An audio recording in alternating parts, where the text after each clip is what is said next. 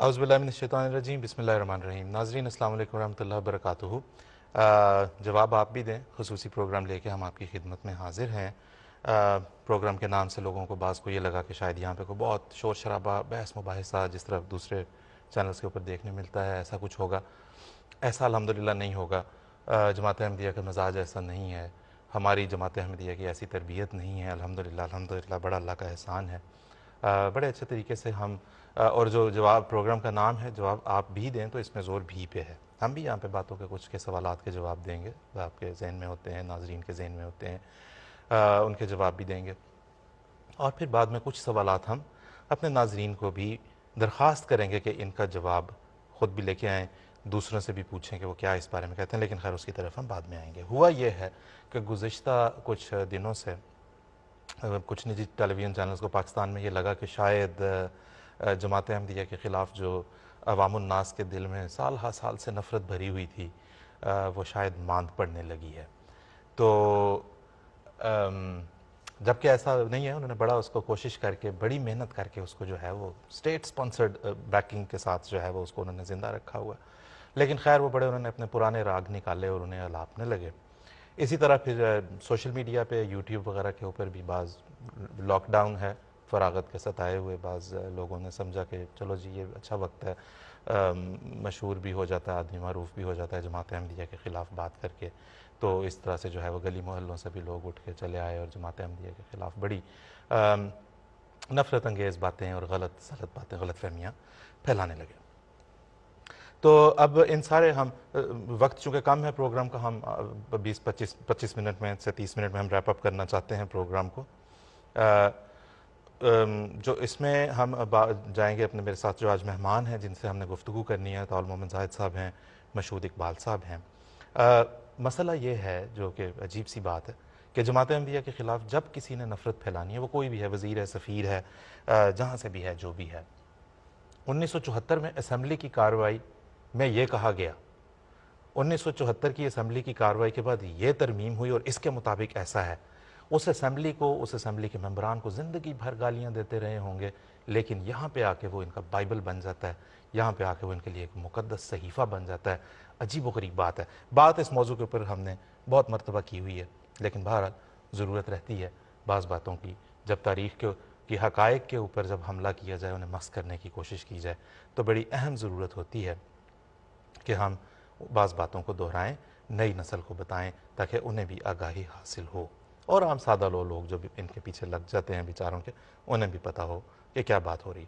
میں نے پہلا سوال جو ہے وہ مشہود اقبال صاحب کی خدمت میں پیش کرنا ہے، وکیل ہیں، پاکستانی قانون پہ نظر رکھتے ہیں۔ اس سے پہلے یہاں پہ ہم 1974 یہ جو ان کا ریفرنس پوائنٹ ہے اور جو ان کا وہ ہے قبلہ و کعبہ، اس کی بات ہم کرنا چاہتے ہیں۔ ایک اس کے اسمبلی کی جو کارروائی ہے جو شائع ہوئی، اب اس کے پہلے والیوم کے پہلے صفحے کا پہلا پیراگراف آپ کو دکھا رہے ہیں، جس میں ہائی لائٹڈ حصہ آپ دیکھ لیں کہ جو چیئر کر رہے تھے ہاؤس کو، انہوں نے کہا علماء کو، ابھی جماعت احمدیہ کا وفد اندر داخل نہیں ہوا تھا، کوئی بات اگر پوچھنی ہو، if something of a very important nature comes to the notice of any honorable member, he can make a request and we can adjourn the house for 5 or 10 minutes. We can ask the witness to wait outside and we can discuss the matter among ourselves. کسی غیر، یہ کون کہتا ہے یہ جانبدار نہیں تھے؟ مشہود اقبال صاحب ہمارے ساتھ اس وقت ہوں گے۔ مشہود صاحب سے ہم یہ پوچھنا چاہتے ہیں کہ مشہود صاحب آپ ہمیں یہ بتائیں کہ جو اسمبلی اتنی واضح طور پہ جو ہے وہ جانبدار تھی، ایک طرف اس کا جھکاؤ اتنا شدید تھا، کیونکہ وہ تو ایک پارٹی بن گئے نا ان علماء کے ساتھ مل کے، تو اس پہ ہم یہ آپ سے پوچھنا چاہتے ہیں کہ ایسی جانبدار اسمبلی جو اپنے شہریوں کے دین اور مذہب کا تعین کرنے کے لیے بیٹھی ہے، لیکن دوسرے شہریوں کے ساتھ ایک پارٹی بن گئی ہوئی ہے، اس کی کوالیفیکیشن کیا ہے اس اسمبلی کی؟ اس کی اسمبلی کے فیصلے کو ہم کیسے سمجھ لیں کہ انہوں نے کوئی حق پہ مبنی فیصلہ کیا ہوگا؟ جی بسم اللہ الرحمن الرحیم۔ جزاک اللہ آصف صاحب، آپ کے سوال کے دو جز ہیں۔ پہلا جز اسمبلی کی کوالیفیکیشن کے بارے میں ہے، اور دوسرا جز کہ جو بھی اسمبلی کی کوالیفیکیشن ہے اس کے اوپر کیا ان کا فیصلہ برحق ہے یا نہیں۔ پہلے جز پہ بات کرتے ہیں۔ یہ جو 1974 کی اسمبلی تھی، اس کے الیکشنز 1970 میں ہوئے تھے، جب مشرقی پاکستان جو بعد میں بنگلہ دیش بنا ہمارے ساتھ تھا۔ اس وقت اسمبلی میں 300 کے قریب نشستیں تھیں۔ بعد میں 1971 میں جب مشرقی پاکستان علیحدہ ہو کر بنگلہ دیش بن گیا تو پھر اس اسمبلی کی نشستیں آدھی ہو کر 150 کے قریب رہ گئیں۔ ان 150 نشستوں کے اندر 3 مختلف مذہبی جماعتیں موجود تھیں۔ پہلی جماعت جمعیت علماء اسلام، دوسری جمعیت علماء پاکستان اور تیسری جماعت اسلامی۔ اب ان تینوں کا میں فردن ذکر کرتا ہوں۔ سب سے پہلے جمعیت علماء اسلام، اس کے لیڈر تھے مفتی محمود صاحب، جو قیام پاکستان سے قبل جمعیت علماء ہند کے بڑے متحرک اور سرگرم کارکن تھے، اور جمعیت علماء ہند نظریہ پاکستان کی شدید مخالف تھی۔ ان کا کانگریس کے ساتھ الحاق تھا۔ 1946 کے الیکشنز میں انہوں نے مسلم لیگ اور قائد اعظم کے خلاف بڑی بھرپور تحریک چلائی۔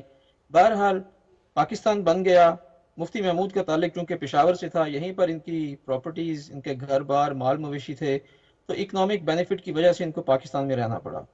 جب یہ پاکستان میں تھے تو اس وقت انہوں نے جمعیت علماء اسلام، جو مولانا شبیر احمد عثمانی نے جمعیت علماء ہند سے ٹوٹ کر بنائی تھی، اس میں مفتی محمود نے پہلے تو شرکت کی، اور پھر اس کے بعد آہستہ آہستہ مولانا شبیر احمد عثمانی کی وفات کے بعد انہوں نے اس جماعت کی سربراہی اپنے ہاتھ میں لی۔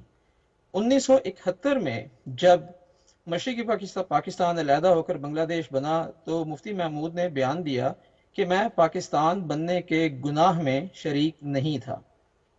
یہ تھی مفتی محمود صاحب کی پولیٹیکل کوالیفیکیشن۔ اب ذرا ریلیجس کوالیفیکیشن کے اوپر میں بتاتا ہوں آپ کو۔ جمعیت علماء اسلام، ان کے جو ممبران تھے اسمبلی میں، ان کی تعداد تھی 7۔ اب یہ 7 کے ساتھ جو ہیں، ان کا تعلق دیوبندی مسلک فکر کے ساتھ ہے۔ اب دیوبندیوں کے خلاف 300 علماء کا ایک فتویٰ ہے، وہ میں منوان آپ کو پڑھ کے سناتا ہوں، اور ان 300 علماء کے اندر بریلوی بھی شامل ہیں، اور بریلویوں کا میں بھی تھوڑا سا بات ذکر کروں گا۔ سب سے پہلے یہ جو فتویٰ ہے جو جمعیت علماء اسلام کے دیوبندی مولویوں کے خلاف ہے، میں وہ منوان ذرا پڑھتا ہوں۔ وہابیہ دیوبندیہ اپنی تمام عبادتوں میں اولیاء، انبیاء، حتیٰ کہ حضرت سید المرسلین و آخرین صلی اللہ علیہ وآلہ وسلم اور خاص ذات باری تعالیٰ کی اہانت اور ہتک کرنے کی وجہ سے قطعاً مرتد اور کافر ہیں، اور ان کا ارتداد اور کفر سخت سے سخت درجہ تک پہنچ چکا ہے، ایسا کہ جو ان مرتدوں اور کافروں کے ارتداد اور کفر میں ذرا بھی شک کرے، مرتد اور کافر ہے۔ مسلمانوں کو چاہیے کہ ان سے بالکل ہی محترز اور مجتنب رہیں۔ ان کے پیچھے نماز پڑھنے کا تو ذکر ہی کیا ہے، اپنے پیچھے بھی ان کو نماز نہ پڑھنے دیں، اور نہ ہی مسجدوں میں گھسنے دیں، نہ ان کا ذبیحہ کہیں، نہ ان کی شادی غمی میں شریک ہوں، نہ اپنے پاس ان کو آنے دیں۔ یہ بیمار ہوں تو عیادت کو نہ جائیں، مرے تو گاڑنے توپنے میں شرکت نہ کریں، مسلمانوں کے قبرستان میں جگہ نہ دیں، غرض ان سے بالکل احتیاط و اجتناب رکھیں۔ اب یہ فتویٰ جی جو کہ 300 علماء نے دیا، اس میں بریلوی بھی شامل تھے۔ جی اب جو جمعیت علماء پاکستان جو کہ دوسری جماعت تھی، اس کے جو لیڈر تھے مولانا شاہ احمد نورانی، وہ بریلوی مکتبہ فکر سے تھے۔ اب جو بریلویوں نے فتویٰ دیا دیوبندیوں یعنی جمعیت علماء اسلام کے خلاف، اب دیکھیے جمعیت علماء اسلام نے کیا فتویٰ دیا بریلویوں کے خلاف۔ اس میں لکھا ہے مولوی سید محمد مرتضیٰ صاحب دیوبندی نے اپنی کتاب میں مولوی احمد رضا خان صاحب کو کافر، اکفر، دجال مئت حاضرہ، مرتد، خارج از اسلام وغیرہ ثابت کیا ہے۔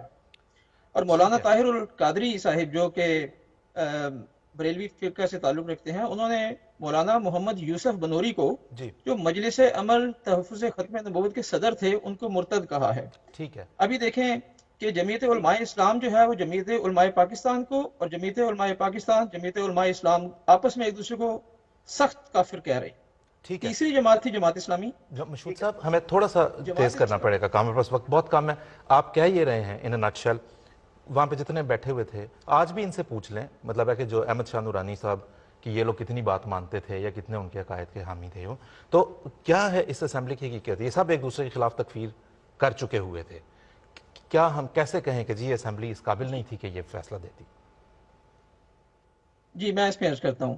اب دیکھیں کہ یہ 150 ممبران کی اسمبلی تھی، 150 ممبران کی اسمبلی کو ایک اسپیشل کمیٹی میں تبدیل کیا گیا، اسپیشل کمیٹی کا جو کورم تھا وہ صرف 40 ممبران کا رکھا گیا، جی اور 40 ممبران میں سے جو قرارداد کا فیصلہ کرنا تھا وہ سادہ اکثریت سے، یعنی 21 ممبران اگر اس قرارداد کے حق میں ووٹ دیتے تو اس کو پاس کیا جانا تھا۔ ٹھیک اب ہے 7 یا 8 کروڑ کی آبادی جو پاکستان کی اس وقت تھی، اس میں سے 150 لوگ اسمبلی کے، ان میں سے 40 لوگ، اور ان 40 میں سے بھی صرف 21 لوگ، اور ان 3 مذہبی جماعتوں کی جو نشستیں تھیں وہ بنتی تھیں 18، مولانا کوثر نیازی کو ملا کے 19، اسی طرح سے جو شیعہ حضرات ہیں جن کو سب لوگ کافر کہتے ہیں ان کو ملا کے تو جی یہ 21 کی تعداد آرام سے بن جاتی تھی۔ اب ٹھیک ہے کہنے کا ٹھیک ہے مقصد یہ ہے کہ یہ جو علماء کا ٹولہ تھا آپس میں جو ایک دوسرے کو کافر کہتا ہے، جو ایک دوسرے کو کافر کہہ رہا ہے، ان کے ہاتھ میں اتنا اہم مسئلہ دیا گیا اور 21 لوگ اس کا فیصلہ کر رہے ہیں۔ ٹھیک ہے ابھی میں آخری بات اس میں بتاؤں کہ آپ نے جی پوچھا کہ ان کی کوالیفیکیشن کیا ہے۔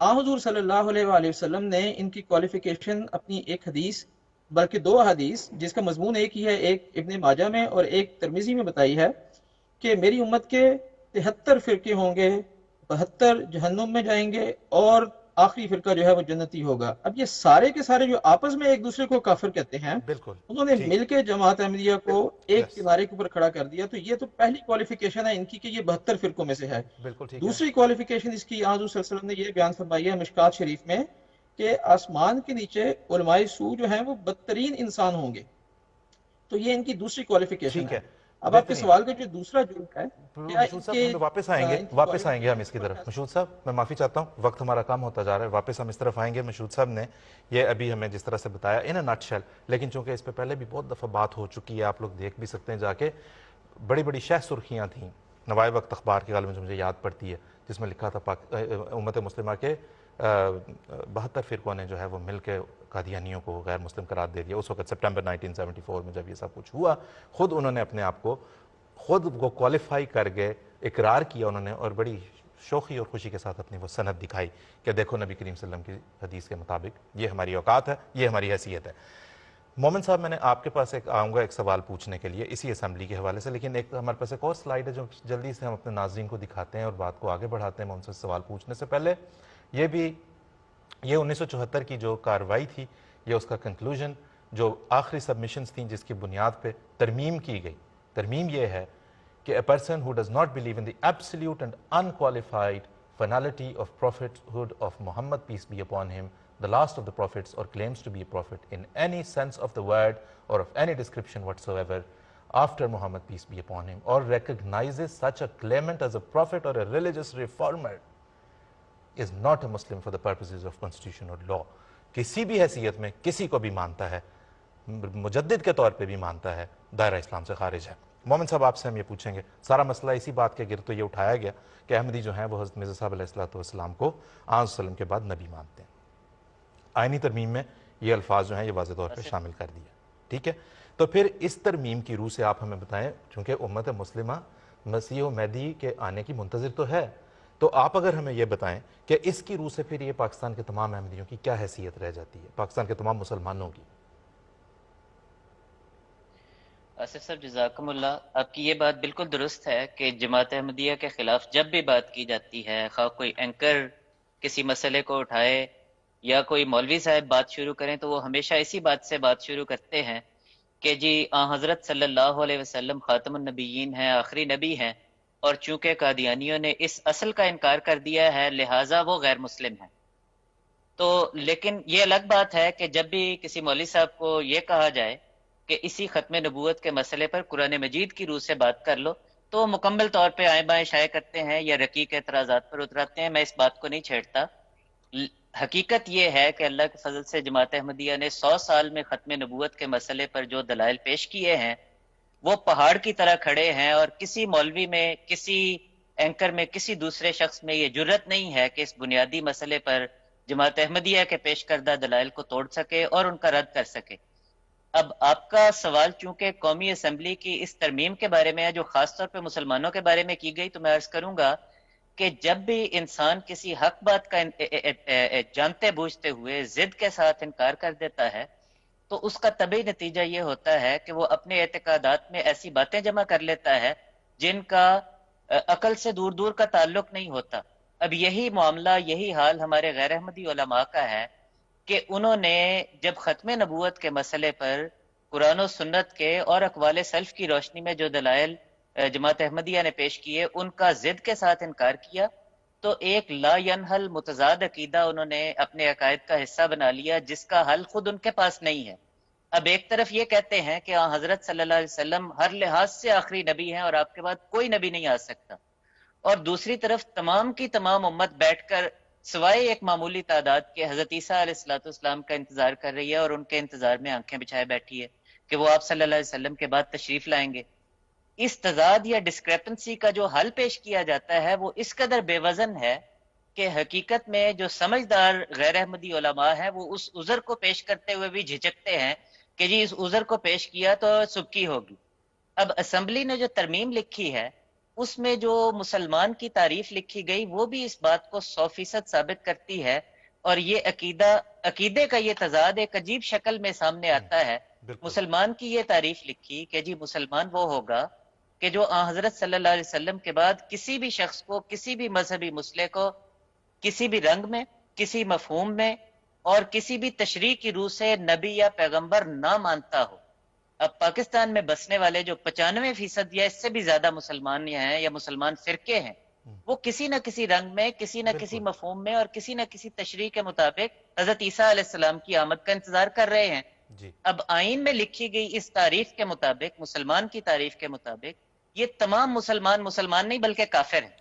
اب ہمارا سوال ان تمام اینکر حضرات سے، ان مولوی حضرات سے جو دن رات جماعت کے خلاف تقریریں کرتے ہیں کہ قادیانی حضرات آئین پاکستان کو نہیں مانتے، ہمارا سوال ان سے یہ ہے کہ کیا وہ خود آئین پاکستان کو مانتے ہیں؟ بالکل، اگر وہ مانتے ہیں تو آئین میں لکھی ہوئی اس تعریف کی روح سے حضرت عیسیٰ علیہ السلام کی آمد ثانی کا عقیدہ رکھنے والے تمام لوگ وہ مسلمان نہیں ہیں بلکہ وہ غیر مسلم ہیں۔ تو آئندہ ہمیں آئین کو ماننے کا درس دینے کی بجائے خود ہمیں بتائیں کہ وہ خود آئین کی تعریف کی روح سے مسلمان کس طرح ثابت ہوتے ہیں۔ یہ ہمارا سوال ہے۔ بالکل نوٹ فرمائیں جناب۔ ناظرین سارے احمدی ہمارے ناظرین بھی اس میں مخاطب ہیں، پاکستان میں رہتے ہیں، انہیں ظاہر ہے ایسے لوگوں سے بات کرنی پڑتی ہے جن کے ساتھ یہ گفتگو جو ہے بڑی ریلیونٹ ہو سکتی ہے۔ جو دوسرے لوگ بھی جماعت احمدیہ دائرہ اسلام سے خارج ہے، کیونکہ 74 کی اسمبلی نے یہ کہہ دیا، کیونکہ 74 کی آئینی ترمیم نے یہ کہہ دیا، وہ کہہ دیا، جائیں جا کے پہلے یہ دیکھیں آپ کا اپنا اسلام کس حد تک خطرے میں ہے، کس حد تک محفوظ ہے۔ اس آئین نے تو کسی کو بھی مسلمان نہیں رہنے دیا، اس آئین نے، اس ترمیم نے کسی کو بھی مسلمان نہیں رہنے دینا تھا۔ امام جماعت احمدیہ حضرت مرزا ناصر احمد صاحب اس وقت جو اسمبلی میں پیش بھی ہوتے رہے، تشریف لے جاتے رہے، انہوں نے بھی واضح طور پہ فرمایا، آج تک ہمارے خلفاء بتاتے ہیں اس آئین کے ساتھ رہو گے کوئی مسلمان اس کی تعریف سے نہیں رہے گا۔ محمد صاحب سے میں نے اگلا سوال کرنا ہے، لیکن اس سے پہلے ایک میں بتاتا چلوں ناظرین کو، آپ کے پاس رابطے کی تفصیلات اس وقت آپ کی اسکرین پہ آ رہی ہوں گی۔ آپ یوٹیوب پہ اس وقت لائیو کامنٹ بھی آئی ہوپ کہ کر سک رہے ہوں گے، ٹویٹر کے ذریعے سے بھی ہمارے سے رابطہ آپ کا رہے گا، اور ای میل تو ہے ہی۔ اس سے پہلے ہم کامنٹس اگلے پروگرام میں لینا چاہتے ہیں، جس میں ہم نے آپ کے جوابات بھی لیں گے ان سوالات کے جو پروگرام کے بالکل آخر پہ ہم نے پیش کرنے ہیں آپ کی خدمت میں۔ ایک کامنٹ جس کو میں یہاں پہ ضرور لینا چاہتا ہوں، جس پہ میں بات کرنا چاہتا ہوں، ایک دوست نے بھیجا کہ اسی طرح کسی ٹیلی ویژن چینل پہ یا کہیں پہ یہ بات کی گئی کہ اگر ہم جماعت احمدیہ کے راز فاش کر دیں اور لوگوں کو بتا دیں کہ ان کی قانونی حیثیت کیا ہے تو ان کے چندے بند ہو جائیں گے پاکستان سے۔ صرف ان کو میں ایک بات یہ بتانا چاہتا ہوں، ان دوست کو جنہوں نے بھی یہ تبصرہ کیا، کہ پہلی بات تو یہ ہے کہ ہر احمدی کو پتہ ہے کہ وہ چندہ کیوں دیتا ہے، بڑی محبت سے ہر احمدی چندہ دیتا ہے، جو بھی مالی قربانی، جانی قربانی جو پیش کرتے ہیں بڑے دل سے کرتے ہیں۔ انہیں پتہ ہے کہ قرآن کریم کی اشاعت کا کام، قرآن کریم کی ترسیل ساری دنیا میں اسے پہنچانا، اس کے علاوہ غرباء، اس کے علاوہ مساکین، اس کے علاوہ پیاسے لوگوں کے لیے پانی کے کنویں، اس کے علاوہ خدمت انسانیت، اس کے علاوہ طلباء کے لیے جو ہے وہ تعلیمی گرانٹس، اس کے علاوہ بے شمار ایسے کام جو دین اسلام کی اشاعت کے لیے اس وقت کیے جا رہے ہیں، وہ ان سے ہوتا ہے۔ آپ کا یہ دعویٰ ہے، آپ جناب پاکستان نہیں، امریکہ، افریقہ، جہاں چاہتے ہیں آپ جا کے اپنی یہ کوشش کر دیکھیں۔ اول تو ہر احمدی بڑی محبت سے دیتا ہے، اگر آپ اس کوشش میں اگر کامیاب ہو بھی گئے تو جماعت احمدیہ کی رفتار، جس کی جو ترقی کی رفتار ہے، اس میں ایک ذرہ برابر فرق نہیں آئے گا، الحمدللہ نہیں آیا، کیونکہ تاریخ میں ایسی واقعات ہوئے ہیں جس وقت سب جو مالی جو تھی اس وقت جماعت کے ایسٹ تھے وہ کوئی ایک اور جماعت اٹھا کے لے گئی، اور اللہ کے فضل سے جماعت کی رفتار ترقی کی صرف بڑی. خیر ہم اس پہ تفصیل سے بعد میں بات کریں گے. محمد صاحب ایک اور بات ہمیں بتاتے چلیں, وقت ہمارے پاس کم ہوتا جا رہا ہے. الزام یہ لگایا جاتا ہے کہ اسمبلی کی کارروائی کے دوران حضرت مرزا ناصر احمد صاحب خلیفۃ المسیح الثالث نے جو ہے وہ دوسرے مسلمانوں کو کافر قرار دیا. اس الزام کی حقیقت ہمیں اختصار کے ساتھ بتا دیں پلیز. اسب میں ایک تو بات پہلی یہ کہوں گا کہ یہ بات 100% بے بنیاد اور جھوٹی ہے کہ قومی اسمبلی کی کارروائی کے دوران حضرت حافظ مرزا ناصر احمد صاحب جو امام جماعت احمدیہ تھے رحمہ اللہ, انہوں نے مسلمانوں کو کافر قرار دے دیا تھا. جو موقف وہاں پر علی اعلان پیش کیا گیا تھا اس کو میں اختصار کے ساتھ اگر پیش کروں تو وہ یہ ہے کہ کہا یہ گیا تھا کہ کفر دو طرح کا ہوتا ہے. ایک کفر اسلام کے دائرے سے باہر نکال دیتا ہے, اور دوسری قسم کفر کی وہ ہے جس میں انسان کوئی ایسا برا کام کر بیٹھتا ہے کہ وہ اسلامی تعلیم کے اعلیٰ معیار سے نیچے گر جاتا ہے, اور تاہم اس کے باوجود وہ اسلام کے دائرے کے اندر رہتا ہے, اس سے باہر نہیں نکلتا. یہ بات قرآن مجید سے ثابت ہے, یہ بات حدیث شریف سے ثابت ہے, یہ بات اقوال سلف صالحین سے ثابت ہے. چنانچہ سلف صالحین یہ لکھتے آئے ہیں کہ الکفر و کفران, کفر دو طرح کا ہوتا ہے. ایک وہ احدہما ینقل عن الملت والآخر لا ینقل عن الملت. ایک کفر وہ ہوتا ہے جو ملت اسلامیہ سے باہر نکال دیتا ہے, دوسرا اس سے باہر نہیں نکالتا. اب بانی جماعت احمدیہ کا انکار کرنے والوں کے متعلق ہمارا عقیدہ یہ ہے کہ وہ تمام مسلمان حضرات جو بانی جماعت احمدیہ کو نہیں مانتے وہ اسلامی تعلیم کے اس اعلیٰ معیار سے گر جاتے ہیں, اور بانی جماعت احمدیہ حضرت مرزا غلام احمد قادیانی کا انکار کرتے ہوئے ان کے منکر اور کافر ہو جاتے ہیں, تاہم پھر بھی وہ اسلام کے عمومی دائرے میں شامل رہتے ہیں. اب یہ ہمارا عقیدہ ہے. حضرت مسیح موعود علیہ السلام نے بھی یہی فرمایا کہ ابتدا سے میرا مذہب یہی ہے کہ میرے دعوے کے انکار کی وجہ سے کوئی شخص کافر یا دجال نہیں ہو سکتا. ہاں زال یا زیادہ ثواب سے منحرف ضرور ہوگا, میں اس کا نام بے ایمان نہیں رکھتا. اب یہ ہمارا عقیدہ ہے. یہی عقیدہ حضرت حافظ مرزا ناصر احمد صاحب نے بڑے زور شور سے قومی اسمبلی میں پیش کر دیا. ٹھیک ہے محمد صاحب, اس تکفیر کا انتہائی پیش جی محمد صاحب, اس تکفیر بازی کا آغاز اگر ہمیں بتائیں کہ کہاں سے ہوا, کہاں سے تھا, کیا ہم نے اس کا آغاز کیا, کیا بانی جماعت نے اس کا آغاز کیا؟ اسب آپ نے بہت ہی اچھا سوال پوچھا. آپ کا سوال بہت ہی اچھا ہے کہ دیکھیں گویا الزام یہ تاثر یہ دیا جاتا ہے کہ قومی اسمبلی میں جو فیصلہ کیا گیا وہ دراصل ایک جوابی فتویٰ تھا, اس کا آغاز احمدیوں نے کیا تھا. اگر تاریخ کا ایک ذرہ برابر بھی علم ہو تو اس قسم کا دعویٰ نہیں کیا جا سکتا. حضرت مرزا غلام احمد قادیانی علیہ السلام نے مسیح موعود ہونے کا دعویٰ 1891 میں کیا تھا, اور 1891 میں ہی مولوی محمد حسین بٹالوی نے ایک کفر کا فتویٰ لکھا. اس کے اوپر جا کے مولوی نذیر حسین دہلوی کے دستخط کروائے جو اہل حدیث کے چوٹی کے امام سمجھے جاتے تھے, اور پھر وہاں سے لے کے اس فتوے کو پورے بر صغیر میں گھوم کے 200 علماء کے دستخط کروا کے اس فتوے کو شائع کیا.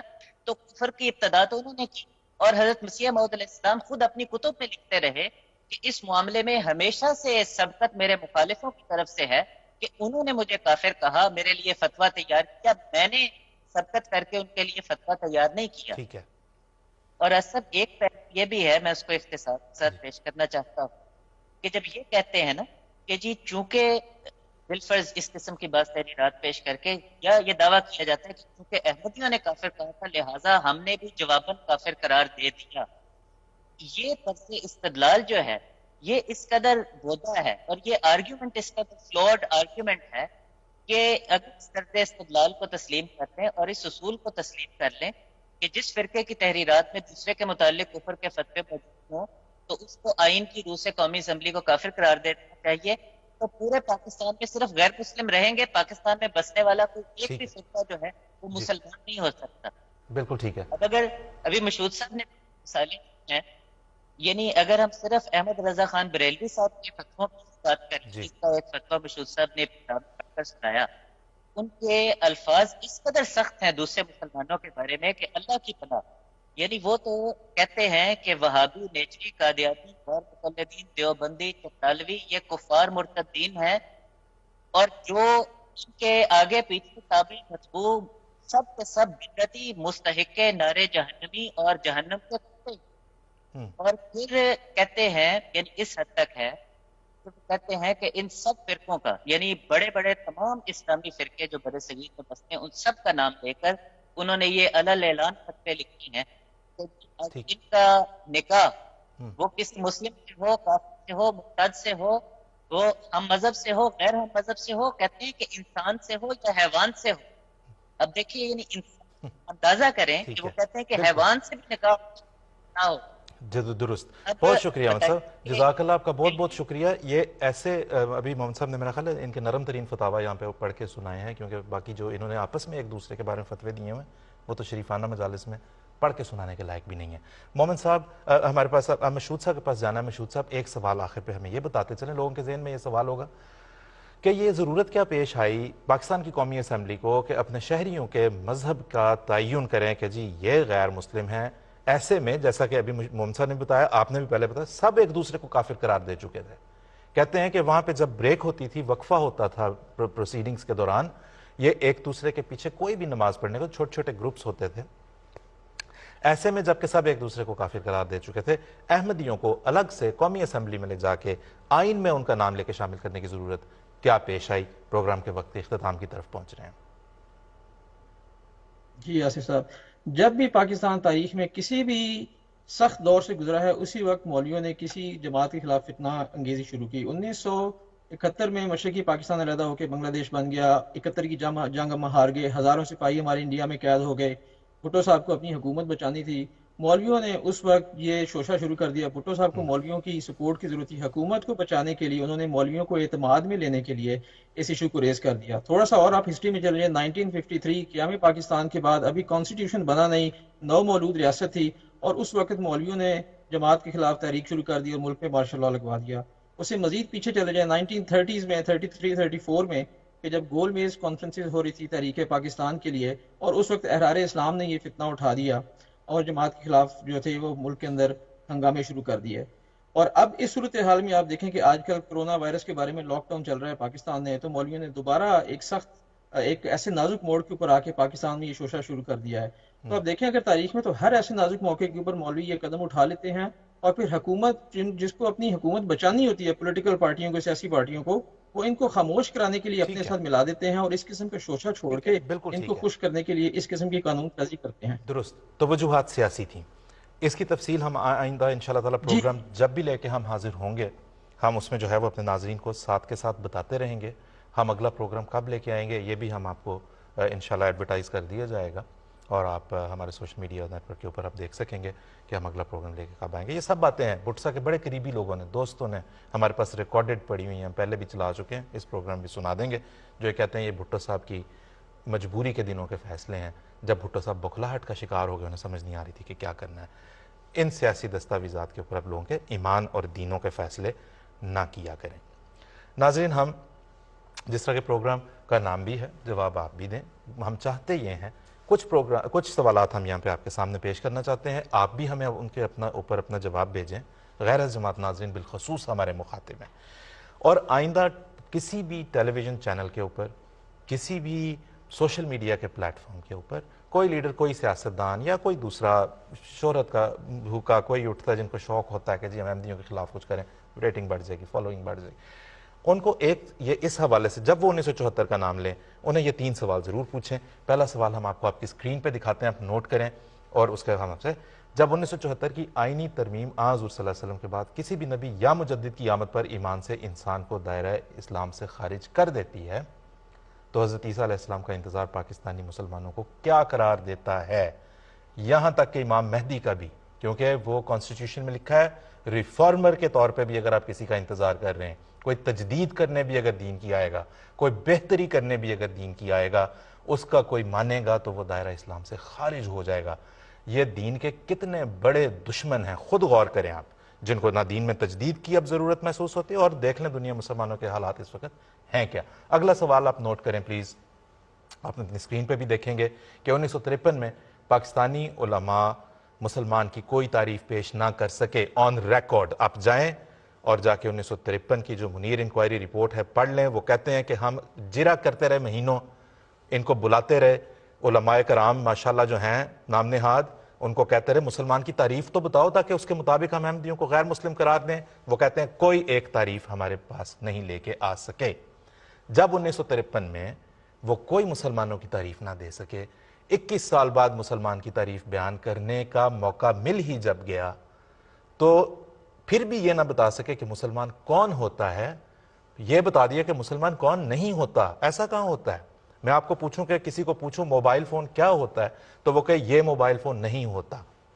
ایسے تو بات نہیں ہوتی, وہ معقول بات نہیں ہے. آپ مسلمان کی تعریف آپ کے پاس ہے ہی نہیں, کسی کے پاس بھی نہیں ہے. آج آپ کسی کو دعوت دے لیں, وہ پوچھیں ان سے یہ سوال آپ کے سامنے ہے, ہمارے سے رابطہ کرنے کی تفصیلات آپ کے سامنے ہیں, جو آپ کو جواب ملے ہمیں ضرور اس سے بتائیں, ہمیں بڑا تجسس ہے.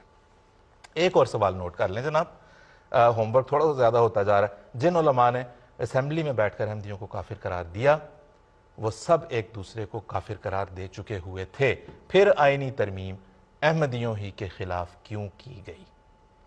یہ 3 سوالات ہیں. رابطے کی تفصیلات آپ کے سامنے ہیں اور وقت ہمارے پروگرام کا اس وقت ختم ہو گیا ہے. آپ کا برائے مہربانی یہ سوالات جو ہم نے آپ کے سامنے بھی پیش کیے, یہ گفتگو جو آپ کے سامنے ہم نے پیش کی, پوچھیں ان لوگوں سے جو آتے ہیں اور آ کے بات کرتے ہیں. بڑے آسانی سے, بڑے آرام سے یہ مسئلے حل ہو جائیں گے, بغیر چیخو پکار کیے, بغیر غلغہ پاڑا مچائے. اور اللہ کے فضل سے دیکھیں گفتگو تہذیب اور اچھے طریقے سے کی جائے. بات یہ کہ مسلمان کون ہے, اس کا پہلی نشانی تو یہ ہوگی کہ سنت رسول صلی اللہ علیہ وسلم پہ عمل کرنے والا کون ہے. آپ گفتگو کے انداز سے اندازہ لگا لیں. ہمارے ائمہ, ہمارے امام جماعت احمدیہ خلیفۃ المسیح الخامس کی آپ یوٹیوب پہ جا کے حضور کا نام سرچ کر لیں, غیر احمدی علماء سے ہم کہہ رہے ہیں, ان کا کوئی خطبہ سن لیں, کوئی تقریر سن لیں. کیا ہے خوبصورت, کیا محبت بھرا انداز ہے بات کرنے کا. ہم وہاں سے سیکھنے کی کوشش کرتے ہیں. باقی جو ہمارے خلاف جو آ کے بات کرتے ہیں, شور شرابہ, جو ان کا طرز ہے, جو ان کا انداز ہے, کون کہے گا کہ یہ مسلمانوں کو, وہ تو اس سے وہ یاد آتا ہے جو نبی کریم صلی اللہ علیہ وسلم نے صبر کیا اور کفار مکہ جس طرح استہزاء کرتے اور چڑھ چڑھ کے حملے کرتے تھے. ہم کہنا نہیں چاہتے, لیکن آپ کبھی خود مقابلہ کر کے دیکھ لیں, صاف جواب آپ کو مل جائے گا. تو ناظرین جواب آپ بھی دیں, رابطے کی تفصیلات آپ کے سامنے ہیں, ہم انتظار کریں گے کہ ان پہ جواب دوسرے بھی جو علماء وزیر سفیر آتے رہیں وہ خود بھی دینا چاہیں تو دے سکیں. آئے گا کوئی نہیں, بالکل بھی کوئی نہیں آئے گا, چیلنج ہے ان کے پاس. آپ خود جا کے ان سے ویسے لینا چاہتے ہیں, لے کے ہمیں بھی بتائیں یہ ان سوالات کے بارے میں کیا کہتے ہیں. تو ناظرین انشاءاللہ جیسے میں نے عرض کی, ہم آپ کو اگلے پروگرام کی بعد میں مطلع کر دیں گے. سوشل میڈیا کے ذریعے سے ایڈورٹائز ہو جائے گا کہ کب ہے. ابھی کے لیے اجازت دیجیے. السلام علیکم ورحمۃ اللہ وبرکاتہ.